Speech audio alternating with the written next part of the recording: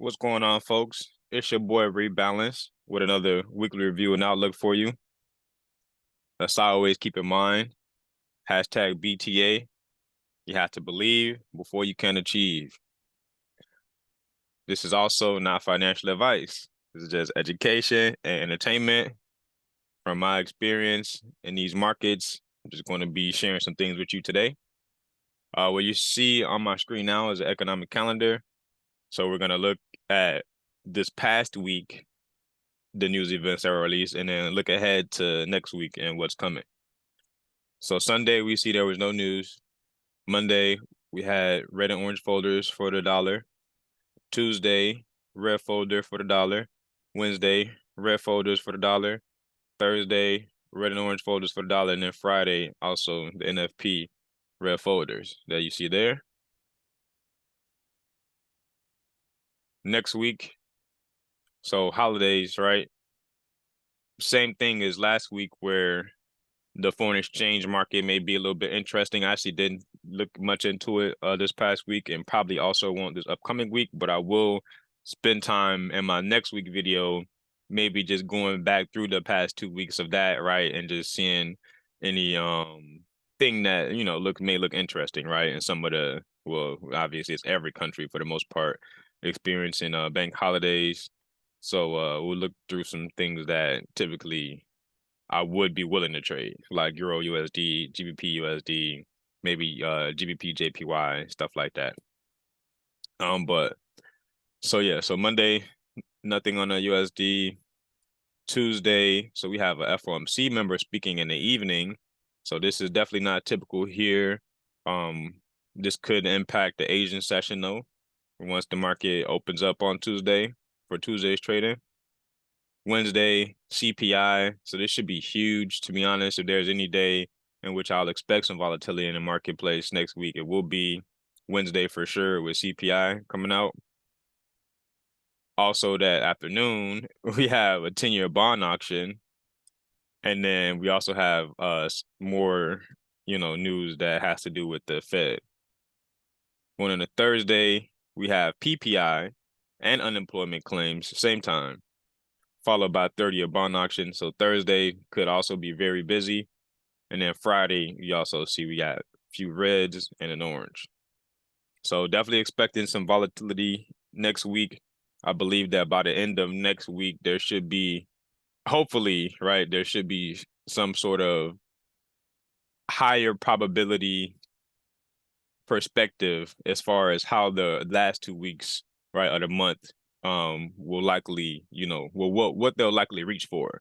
Not trying to predict the close of any candles. There's definitely not something that is necessary because that is, I'd say, relatively impossible. You can understand some things about the market, maybe have an idea of where it's going to reach for, but that's a whole nother element of precision and experience, I'd say, to be able to predict where it's actually going to close. That's a whole nother level. I'm not there yet.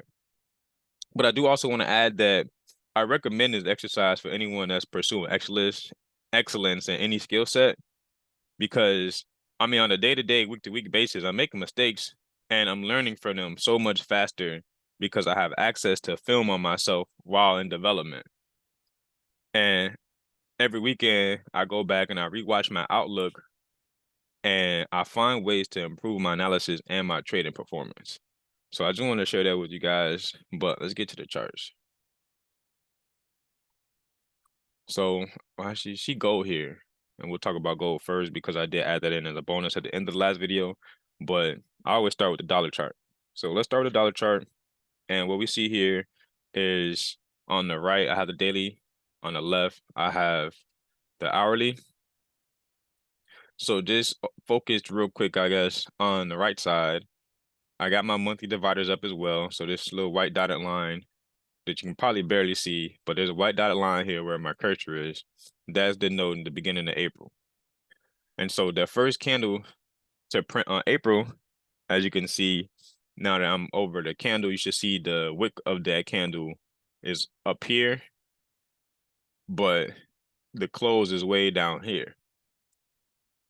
And then the next day, you see that small little gap in between the close and the open. We also saw, right, some bullishness to start the daily candle, ultimately close down here though. So a bearish close.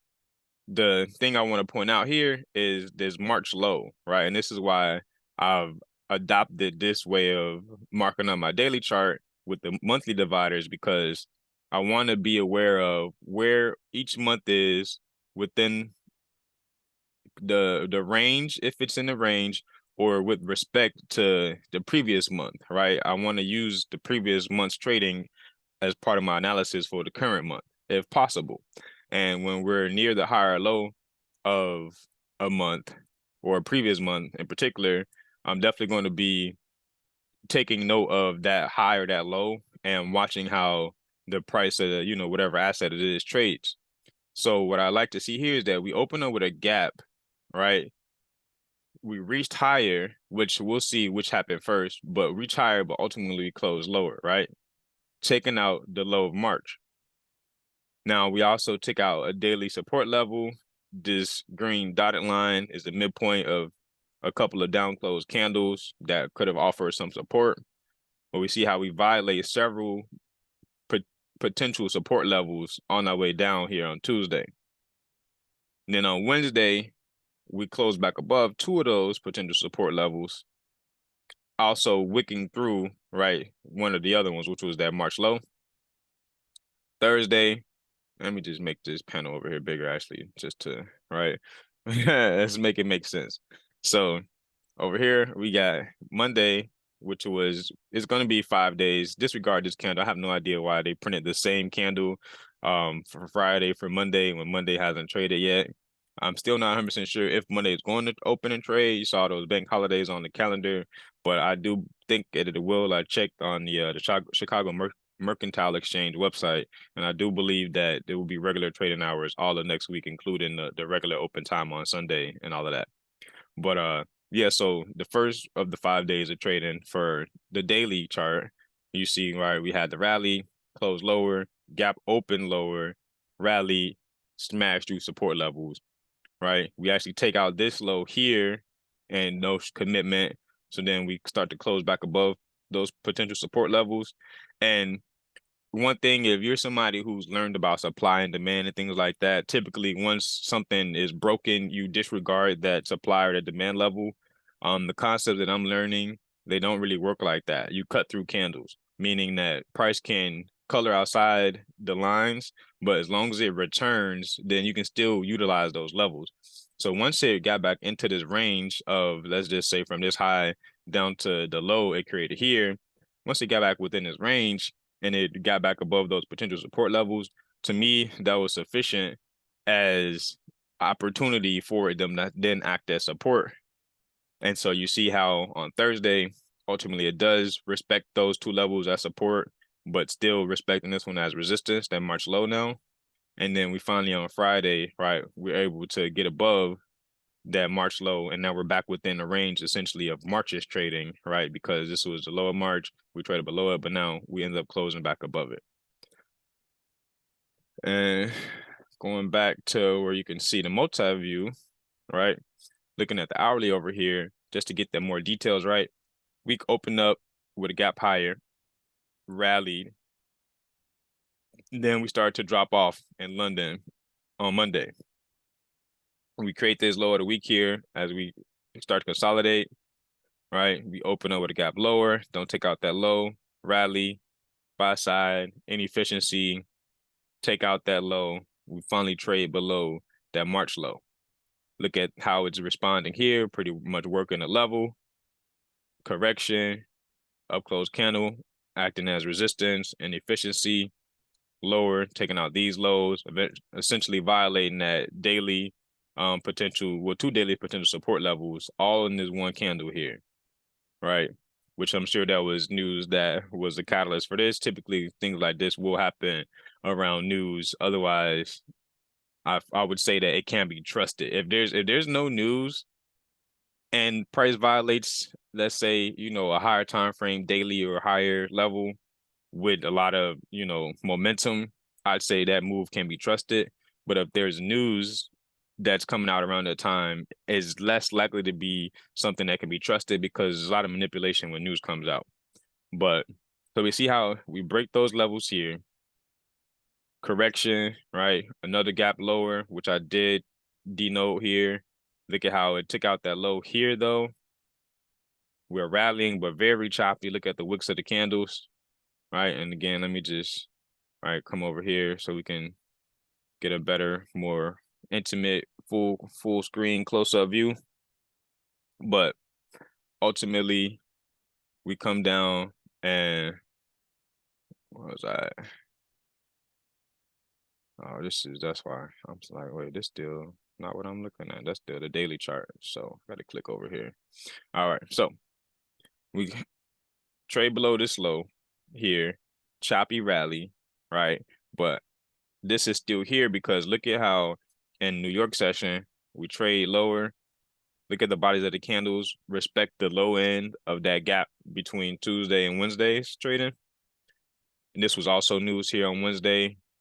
The news, we saw an aggressive move lower. Like before this candle closed up like this and closed black, it was a green candle, a full-bodied green candle reaching through here below the sell side, looking like it was going to continue much lower.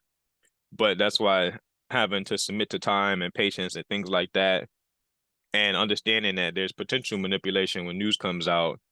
That's why I tend to just observe, especially how at the, in my last outlook for this week here that I'm reviewing, I just mentioned that there's a lot of uncertainty, nothing really high probability, in my opinion, and a lot of it was going to be dependent on how the dollar traded. And the dollar, as you can see, was relatively bearish, although it did open up bullish. But then since that, opened up bullish, we saw this active support here, those daily levels that were eventually broken. But this short-term rally here was also something that would be sufficient to see lower prices real quickly, whether that be in a correction or the beginning of a reversal for the U.S. stock indices. But so going back to this area here, right? Bodies of the candle respect that active support. We do dip below it once that news came out, but there's sell side here. So reaches for sell side, snaps back higher. We get that first close back above these levels. We print a down close candle there, rally off of that, taking out this high, right? We get that first close back above March's low. Pretty much work that level, gap lower going into Thursday's trading from Wednesday. Rally in Asia, consolidate. All this is really consolidation, just working that March low, right? We get into the New York session. We get a candle up aggressively, taking out buy side. One more candle, right? Bullish above that, but it's not really showing much momentum or willingness to continue higher. Very next candle, slam back down, goes below March's low. So as you can see, just to end the week, we just basically consolidated working, this area buy side as well as that March low and this midpoint of those two down close candles on the daily chart that could act as support, as well as this old daily volume imbalance. So a lot of high time frame levels within this range, as you can see, given the healthy, efficient, consolidation to end the week. Nothing, too crazy, right? But so that's that on the dollar chart. Now let's go and look at gold real quick. And what I just want to point out on gold was how I did mention that the areas of interest I was looking at were going to be the daily rejection block, the midpoint of this wick, and I mentioned this monthly rejection block up here. So immediately starting out the week, gold got active. I was just showing you the dollar chart. You saw how the dollar chart opened with a gap higher. So that gap higher on the dollar chart, and looking over here on the left side, we saw drop lower in gold. And then once the dollar chart started to,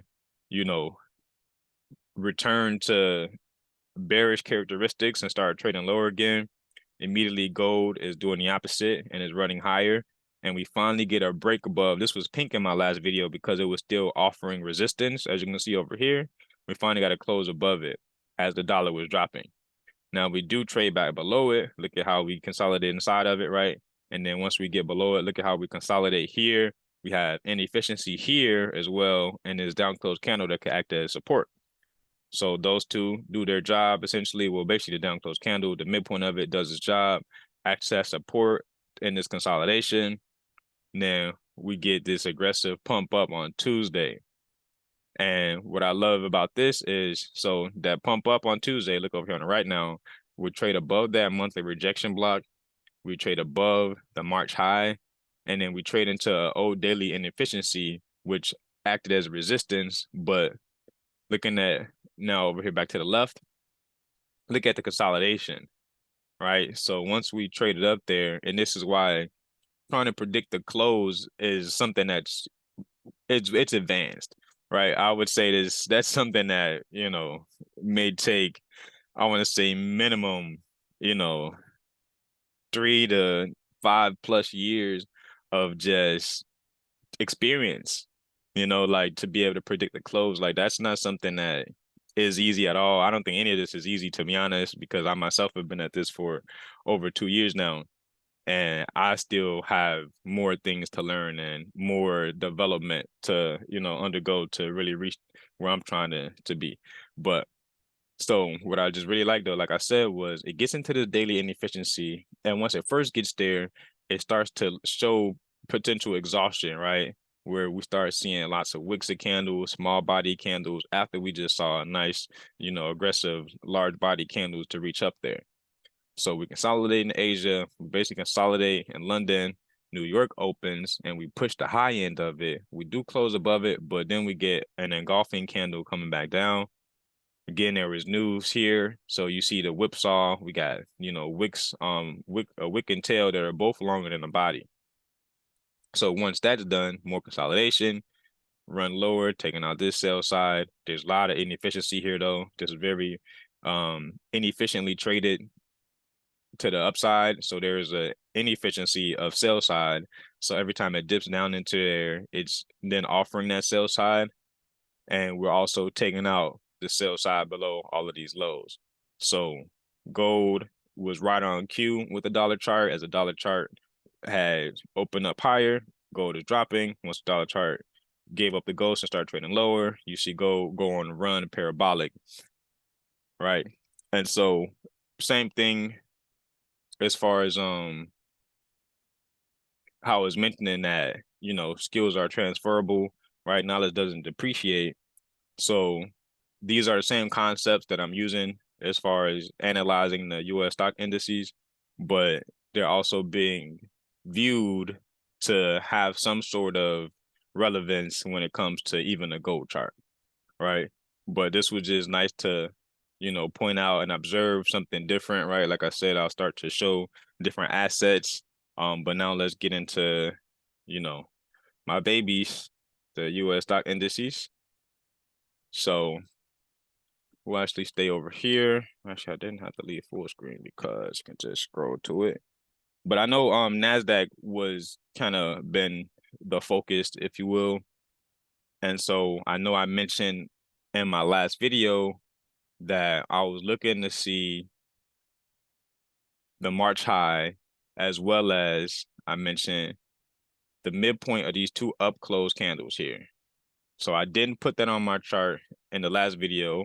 Only thing I did apply was that monthly level up here is the midpoint of a monthly wick. But with that level up here now, the midpoint of those two daily candles, as you can see over here on the right side. So the first day of trading, we pretty much print, this is called a dragonfly doji from, just learning candlestick patterns and things like that. I don't typically use candlestick patterns as far as to hold any significance when it comes to my analysis. I do take note of certain things like large body, small body, large wick, large tail, things like that. And I'm really just using the midpoint of those tails or wicks now if they stand out. Not really, like I said, using any candlestick patterns, if you will, for my decision making. But we do see how we traded up through that midpoint, right, of those two up close candles on the daily chart. And we close lower, we actually close bearish. And it was also corresponding with, right, us trading above March high. And also what I mentioned in my last video was how I like Tuesday to make the higher or the low of the week. So look at this day is Tuesday. As far as this week was concerned, it did print the high of the week. Another thing that's like something that I appreciate seeing on a weekly, perspective from a market, and I would trade it, is for Thursday to make the opposite end of that range. So Tuesday, if it makes the high of the week, I want to see Thursday make the low of the week. And then, for example, Tuesday makes the low of the week, I want to see Thursday then make the high of the week. So we saw that perfectly this week. Although it being NFP week, there wasn't too much of an issue with that being the case. But also keep in mind how I said that predicting a close is not the goal when analyzing, a market and trying to determine a directional bias, because of the fact that ultimately, looking at it from the daily chart over here only right now, and I'll go over to the hourly in a second. Now we see that we have small body, large tail, large wick, large body with a still decent sized tail, right? Say medium sized body, just considering the candles in close proximity, right? Say medium sized body, large tail, and then small body, say like medium sized tail, right? But predicting the close on these or holding for, let's say, a potential continuation going into next week without taking any money off the table if someone was to have gotten in a trade. Let's say someone got into a trade up here. And then once price came, well, this was a level that I was that I had marked up on my chart that I was looking to see price get to. Once it got there, boom, take a partial, right? Pay yourself, bank some profits. Once it got down into here, which I did not have marked up in my last video, same thing. This is an area though of inefficiency, could potentially act as support, which we see in hindsight now that it did. But these are the things that me having this film, me having this experience of, at some point it's already a few hours at this point, but it was going to become a large amount of information and data that I'm collecting on myself and my ability to analyze beforehand, right? And then I can go back and check, okay, how did I do? What can I do better? What things did I miss, right? So this was something that I'll say up front and foremost, I missed this. This was something that I should have had on that last video so that I would have been looking for it, because as you can see, it was significant. Right now in hindsight, it doesn't feel as good, but these are not, random or new ideas that I'm introducing. In the past 20 plus videos I've released, I've been talking about inefficiencies damn near every video, right?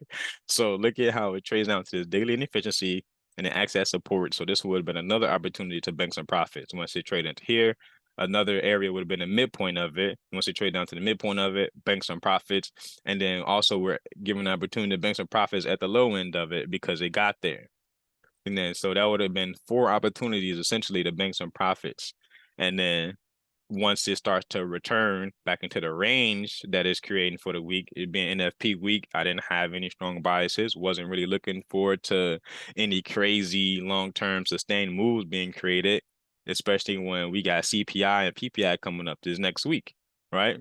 But so we saw a nice healthy drop that could have been capitalized off of, as well as once we traded below here and we did not close and show any willingness to sustain lower, the midpoint of this could have then been something that was right used to bank some profits, but now this could have been looked at as a potential inversion level, meaning that it was below it on a smaller time frame. Once it gets back above it, if it bounces off of that access support, we could then look forward to trade back into, let's just say the midpoint of the range. And I do want to just measure that out right now, because that's a new thing that I will be taking into consideration for my own personal trading, is to just use equilibrium as a target as far as for, the most simple, easiest, low-hanging fruit exit from a trade idea. Because again, trying to predict the close of a candle, that's dangerous territory to be navigating in. That's not a place that I personally want to be. All that matters to me is consistent profitability, so that I can have the financial freedom and the time freedom that comes with that, right? So again, though, the midpoint of the current range that was created once this low had printed, and then we already had the high established, that midpoint was just 13,151, and look at how it smashed that. So that could have been basically 4 opportunities to bank profits within just Tuesday, Wednesday, and Thursday, not having a trade Sunday, Monday, or Friday. So taking that mental note for myself here, to be honest, just had a smile on my face when I said that, because I don't really need to worry about Monday or Friday. To be honest, this is something that I wanted to confirm for myself for a while, that the best days are going to be Tuesday, Wednesday, Thursday. And I do want to give a shout out real quick to some of the guys that I look up to and that I've learned some of these things that I apply, mentally and technically. But first and foremost is my man, the myth, the legend, Inner Circle Trader, also known as ICT for short, Michael J. Huddleston. A lot of this, the advanced stuff, if you will, that I've been applying has come directly from his library of concepts that he's developed in his 30 years of trading. But also Tay Pips, Deontay Williams. If it was not for that man, I would not be looking at the U.S. stock indices, and I believe that these are going to be the things that make me a millionaire. So definitely shout out to that man. Also, Q Banks. To be honest, the reason why, if you notice, I've never had one of these squiggly lines, which is called a moving average, on my chart until this video. Um, Q Banks, though, on a higher time frame, he utilizes that moving average just as like a dynamic support and resistance. It's more so for me a visual comfort, a visual confluence, just allowing me to not have to think so hard as far as like if I don't have like a clear directional bias established or clear draw on liquidity established, then at least one thing that I can use for narrative is, okay, where is price at according to my dynamic support, and or resistance level, which is going to be, this moving average. So I did apply that just to, like I said, give me like a visual comfort, if nothing else, just to understand like, hey, that at least currently right now on the short term, the U.S. stock indices on the higher time frame are still bullish. So for me not get, too crazy with anticipating any, crazy continuation lower, right? For example, once it traded down into this inefficiency here, not really trying to expect a continuation, with the narrative being Tuesday made the high of the week. It's NFP week though. And what I didn't know for this past week was because of Good Friday, the markets actually never opened. They essentially just finished out Thursday's trading. And so never really opened up for a Friday morning session. That was not something that actually happened. As you can see over here on the hourly chart, the last candle was that 9 a.m. candle. So, and that was from 9 to 9:29. Essentially, it did not open up at 9:30 like it does every other morning of the weekdays. But yeah, so not really, like I said, trying to predict the close and keeping something like, where the dynamic support resistance is on a higher time frame in mind can be helpful as far as, trying to anticipate whether a level will be broken or not.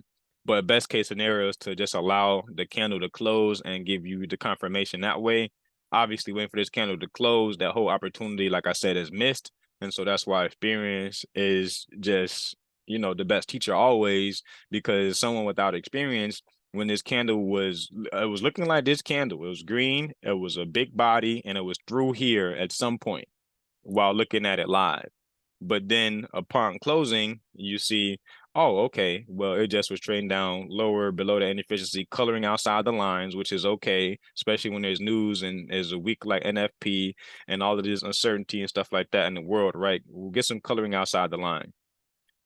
But ultimately, looking at it in hindsight, never closed down there, rejected. We did tag the equilibrium of the range. So again, somebody that's a little bit more risk averse could have been, looking within here at that midpoint and identifying if there was an opportunity that made sense to then try to take a trade up into this equilibrium level right there. But now let me get that off my screen. That was a nice little mouthful of information, but I believe it was valuable. We're going to slide this over a little bit since we've already kind of talked about the daily chart. And then we'll look at the hourly perspective for the week. And then we'll do an outlook for next week. And then we'll get up out of here. But So with the opening price being this yellow line, we see that, remember how the dollar opened up with a gap higher? So we're also lower here. And once the dollar starts to drift lower, we do punch higher. That's when we punch into right that midpoint of those two up close candles on a daily. We trade above the March high. And I mentioned to a couple of people that the Tuesday high of the week was likely in play. Like I said, I like to see Tuesday make the high to low of the week, given something that's aggressive, right? With the time of the day, right? This is like the end of the London open kill zone, and then we start to break lower. There was news here, right? So we trade up, retest that one more time. We slam into this inefficiency. We're basically working that, and then eventually that next morning we break through that, and we get down to this daily, right? Inefficiency. We work that. This is that coloring outside the lines that happened, right? But eventually we found support there, and we end the week efficiently trading because this was the only inefficiency left on the way down. We trade into that inefficiency and we basically fill that in. So a beautiful, efficiently traded week at NASDAQ this past week. And it also offered a trade opportunity from, like I was saying, that midpoint of those up close candles on a daily chart. They did offer an opportunity to take a sell. And if this was, let's say, even if it was the opening price of the week as a target, that range in there, taking, a partial here, valid as fuck, taking a partial at the high of this inefficiency, also valid. Midpoint is inefficiency, also valid. Low point of the inefficiency, also valid, as well as this sell side that rest below this low that was created on Monday. Eventually, right, would have had to hold out until the next morning, but also valid exit. And somebody that had the foresight to see and was expecting, for this right over here on the right side now, for the daily inefficiency to be traded into another area to have gotten paid was right there. So what is that? 1, 2, 3, 4, 5, 6 opportunities from, this potential entry up here, 6 potential opportunities to get paid. And then getting a little bit more crazy, you want to add a 7, be the midpoint of this level, and the 8 be the low point of it. So potentially 8 areas to have taken, some partials, bank some profits into the account balance from one trade idea, which was essentially the market's trading above a monthly high and into a midpoint of those two up close candles, which could act as resistance, and they did. And then we saw a nice little drop off from that, but it being in a peak week and us trading into the daily inefficiency and the dollar not really showing any real strength to keep price lower, we see a nice little bounce and we end the week, like I said, efficiently traded. So now going into what I'm going to do here is I don't really have a weekly perspective for next week either, just because again, all of this is dependent on CPI and PPI. I'm not one to play the guessing game when it comes to news. I'm going to let the news do what the news does, which is a lot of manipulation and potentially create a short to, intermediate term swing that could, eventually become a long-term swing if everything else continues to line up. But I have 2 scenarios from the monthly perspective. All right. And so again, you see I have my monthly dividers. So this was all the month of March between this line here and this line here, talking about the verticals. So very bullish month, right, in March. Here we are in April. We start the month off, we trade above the March high, and we reject. Now, this rejection and its bounce, the bounce isn't very convincing to me in the sense of, oh, it's going to continue higher and take out this high. That's not what this bounce is indicating to me at all. What this bounce is indicating to me is that price was seeking to have an efficiently traded week, meaning that, right, we traded lower and then we traded back up into the equilibrium of the range that it created, went from high to low. So anything above the midpoint of this range from high to low is what I would consider as a premium, meaning that from this premium, anywhere, like I said, on the upper half of this range, if the market is able to drop lower from there, invert this level, meaning trade and close below here, as well as this short-term low here, for able to get below these two levels, then I'll return my attention. Well, first have this inefficiency here, right? The midpoint of this wick, which kind of lines up with this monthly volume imbalance, and then focusing my attention back to this wick, which I've did quadrants for, so the 25, 50, and 75% levels. But those are going to be the levels that I'm watching specifically if price is able to get some momentum lower and I get some closes of daily candles below the midpoint of this candle's tail on the bottom of it, and also the midpoint of this inefficiency. Those are kind of like the same, level, just eyeballing it, right? But and I know that's a huge range, if you will. That's about 200 points or so for that to happen. And somebody could look at that like, oh man, I missed out. But what I try to keep in mind is that, this is every day, all day. Look at all of these candles up and down, right? So there's no really such thing as missing a move. It's about preserving capital, in my opinion. That's something that I'm trying to focus on, is the preservation of capital is the first rule of engagement here. And so why take any transactions with uncertainty? Why not wait for some sort of confirmation and then play within the new narrative that's created, as well as playing the new draws on liquidity in a sense of that directional bias? Where is it likely reaching to and why? Not really predicting the close because that's not necessary. On the way to that bias or to potentially, those next levels that are being anticipated to be reached, why not bank some profits, take some partials at places that make sense, that could be problem areas, whether that be short or long-term problem areas? Because for me personally, like I said, just the patience to really hold on to an entry is something that I need to work on. And so one thing that'll help me hold on to an entry for all targets to be reached will be to bank profits along the way so that I'm not feeling like I'm missing out on gains when the market starts to, potentially give a retracement, which is basically where you get things that's called an expansion. So we can look at this up move as an expansion, and we can look at this down move as a retracement. And this is now the beginning of a new expansion, right? But also I could look at this as a reversal, and I could look at this as a retracement and then be expecting another expansion lower. And so that's what I'm saying. So to close this out, there are two perspectives that I have for the month of April, essentially. And they're going to basically be determined by the end of next week for me personally, because we've already interacted with the March high. We traded lower off of it. We returned to the equilibrium of the range that we created once we took out that high.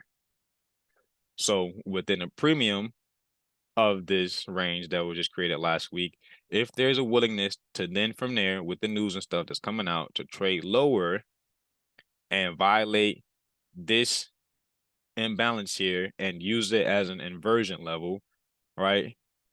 And I even created a new tool for myself and labeled it immediate inversion level, and IIL for short. And why this is important is because, like I said, TradingView allows you to set alerts, right? And so I'm going to set one for you because I didn't show you an example of what that looks like, right? Setting it and all of that stuff. What I noticed is that the message that pops up on a mobile device, because you can have the TradingView app downloaded on your phone, and those alerts will then be sent to you like a text message, and you can set up the notification settings and all that stuff, right? How you want it to be persistent or prioritize it, things like that, right? But the messages are what usually pops up. So I tend to just type in whatever I need to, type in here within the message. And so, for example, I'll say I just leave the NQ because I like that it's a two-letter abbreviation for it. So like for US 30 is YM, for NASDAQ is NQ, and for SPX is ES. So that to me is solid. I don't have to type three letters. I can just have the two I already typed, right? So that's solid to me. And I know what it is, what it means, and what chart it is that it means. But so I'd say something like NQ, and then I don't really type at, but I'll do like that. Yeah, NQ at, and then I'll put daily inversion level. And so what that's indicating to me is when I go and I pull up the chart, once this alert, activates, I'll know just by looking at the markups I already have. Oh, okay, this was a potential support level. It's inverted now potentially. And if price drops below here, like I said, with some momentum, it may want to come in and retest this real quick, send like a wick here before it continues lower. So this would then be a potential area of entry for a trade setup for me, whether that be a long-term or short-term trade that I would then be seeking, right? Lower prices in the sense of sell side inefficiencies or sell side liquidity below old lows. But yeah, so this is just like I said, a real simple example of what it's like to create an alert and how you want to label it and things like that.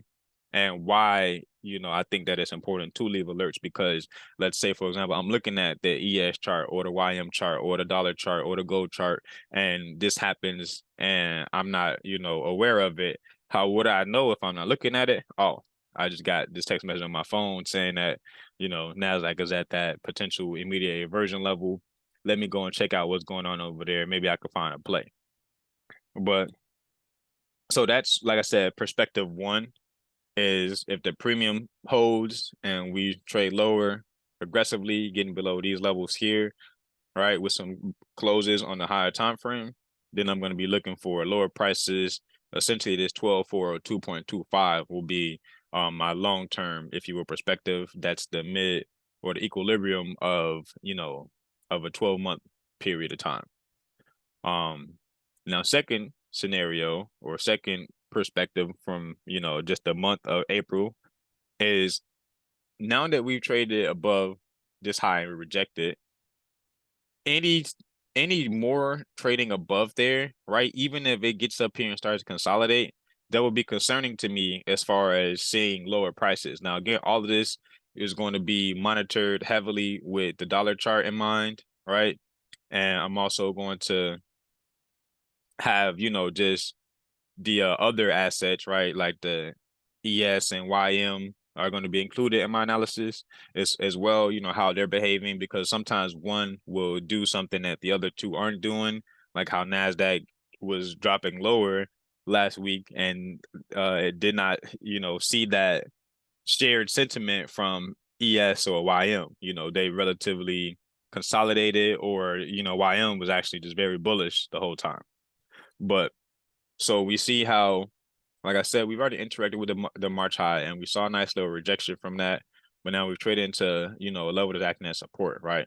So what I want to see is, like I said, if it breaks above that premium, essentially, which is we'll look at the midpoint of the wick up here, the March high, and then the midpoint, right, of those two up close daily candles. So those three levels, which are pretty much in the same area, right? I'm going to be watching them closely to see, are they sensitive enough to send price down aggressively, right? I don't want to see price get up here and play around. Price gets up here and plays around and it creates a new range, right? Just putting candle bodies back and forth over here. I'm looking then for sure for this next level to be reached, which will be essentially taking out this candle's high, this gap between these candles, a volume imbalance, and then this would be that third level. So those would be potentially three targets to the upside from around this area if there's a consolidation that forms rather than a sharp rejection. Then I'll be looking to see target one, this high, target two, I guess I could say the high of this volume imbalance, and then target three would be this midpoint, this monthly level up here, right? And so that's all I got for you. If you feel like you learned something, leave your boy a like. If you got any questions, comments, concerns, hit that comment section. And if you want to be notified for when, I'm dropping some heat, click that bell and make sure you turn on notifications, hit that subscribe button as well. But I'll catch you guys in the next video. Peace.